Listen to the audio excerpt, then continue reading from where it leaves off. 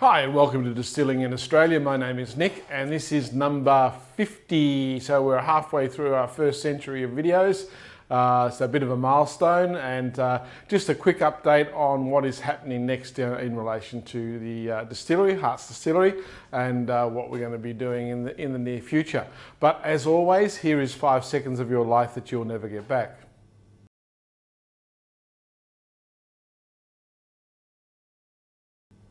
All right, so just run through a few things. I know I haven't posted anything for a while. I actually don't consider myself to be a YouTuber in the sense of making money out of this. I don't really want to post things unless I've got something particular that I want to say or update.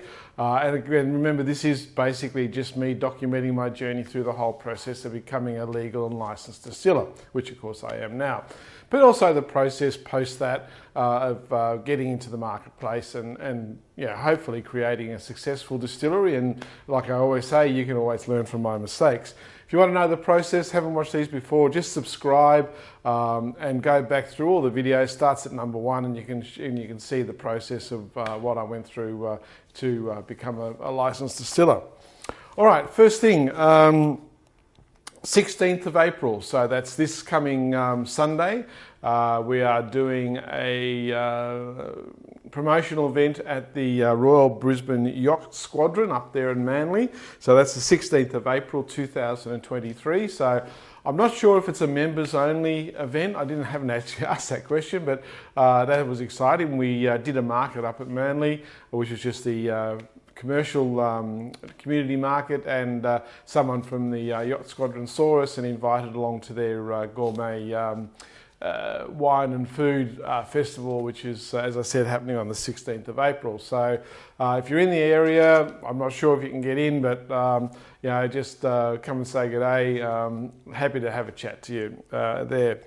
All right, second thing is we have designed and ordered and commissioned our new fermenter, and it's a 1200 litre fermenter. Now I will do a video on that when it arrives, but here are a couple of photos of you. This is a diagram of the drawings for the fermenter, and here's a couple of updates as to the progress. I believe it might be finished sometime this week, maybe next week. We'll wait and see what happens, but that's very exciting. I'm very happy with it. So 1200 litre fermenter. Remember, it's custom designed and custom built for what we want to do. I know that most distilleries don't ferment their own alcohol, their own neutral spirit. I do because I'm doing a pink gin and a pink vodka. The flavours of the berries is quite subtle, and so I didn't want that grain aftertaste, which you get when you're using the commercial products. You can, well, I can taste the grain aftertaste on those spirits. I wanted something which I've developed, which gives you that sort of slight citrus sort of flavour to it, and that suits my particular product. Not for everyone, but again, just what I want to do. So I want to have for my own fermentation. So that'll allow me to produce about 40 litres a week, which will be more than enough for what I'm trying to achieve, which is of course my 100 bottles a week. So that's all very exciting, and we're looking forward to that. Well, sorry, I'm looking forward to that. My wife, not so much, but certainly I'm looking forward to it. We have also ordered 2,000 bottles, so we have 2,000 bottles. They hopefully will be finished end of this week as well, so they'll be coming over. So with the 2,000 bottles and the 1,200 litre fermenter, that's been a big purchase for us. We've spent quite a few $1,000s getting those things put together and put into production. So exciting times ahead. So obviously, as I think I've said in the previous videos, this is the big green button, so we're going for it. Now the other thing I've done is I have ordered some tasting cups. Now, surprisingly difficult to get tasting cups that are good, and what we have been using, I managed to get hold of some wholesale medicine cups, the little 30 ml medicine cups, and just bear with me, I'll be back in a second, I'll go grab them. Okay, so that's a 30 ml medicine cup, and that's what I was giving to the customers to taste my product, and that was okay, but I just found they were a little bit too small. So after a lot of searching, I managed to get a 50 ml tasting cup. So as you can see, hopefully, you'll see that the 50 ml tasting cup is obviously a little bit bigger. It is clear, so it doesn't have all the numbers all over it, but it just means that I can put the taster in the bottom and then a bit more of a mixer with it, because a lot of people don't want to drink it straight.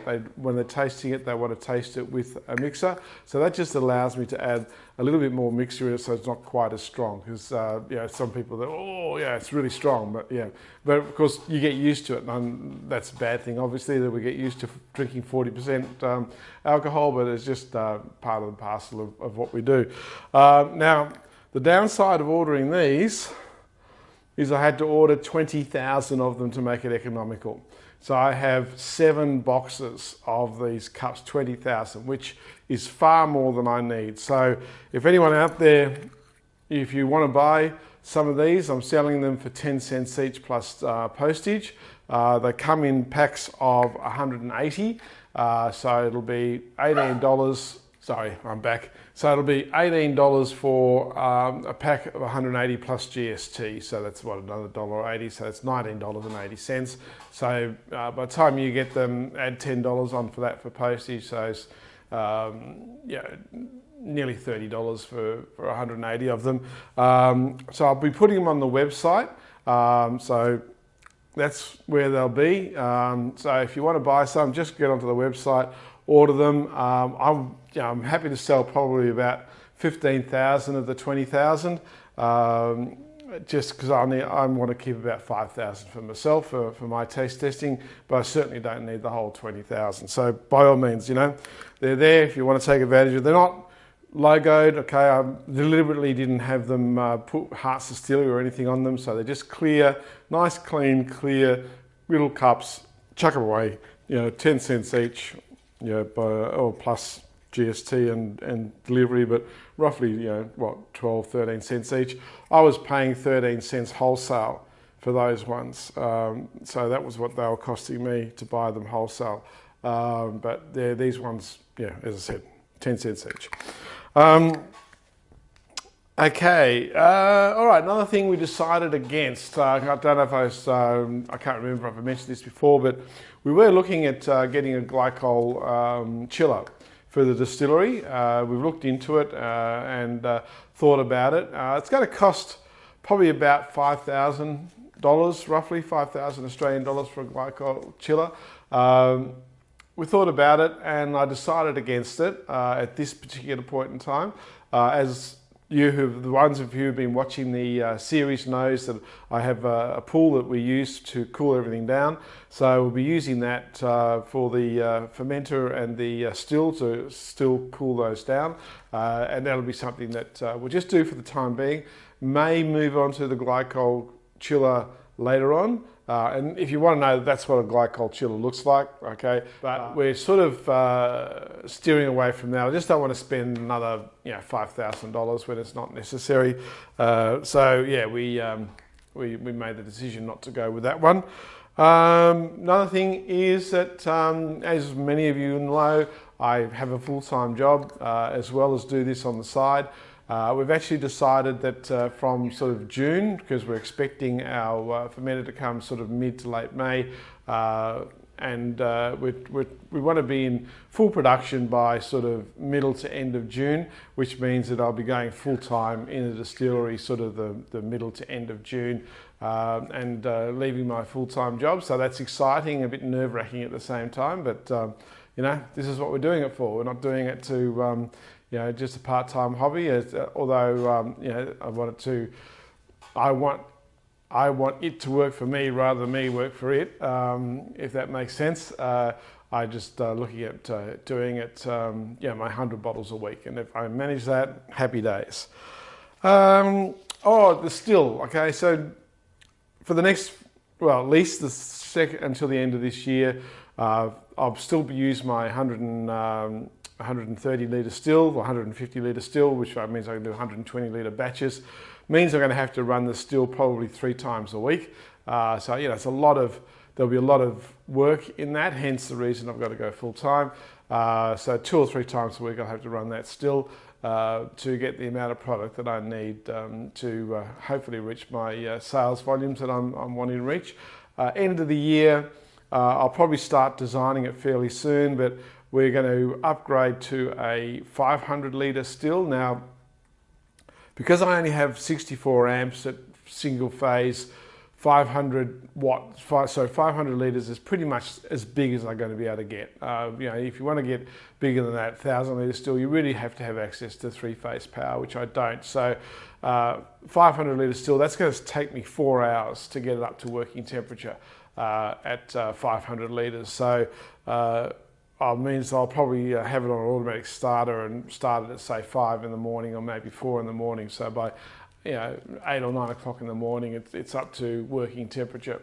I'll just see, there's things that we'll muck around with, but that'll be the next thing that'll come towards the end of the year.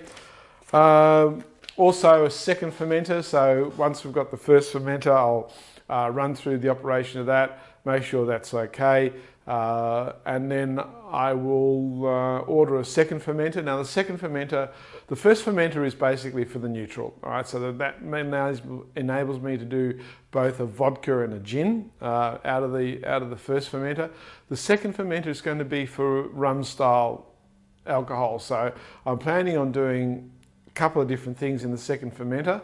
I'm going to do a molasses wash, a traditional style rum, and I'm going to produce a spiced rum because spiced rum is my thing. It's always what I've wanted to do, is to do spiced rums. So that's what I'm going to do with the second fermenter. But also I'm going to do an agricole. So for those of you who don't know what an agricole is where you ferment the sugarcane juice.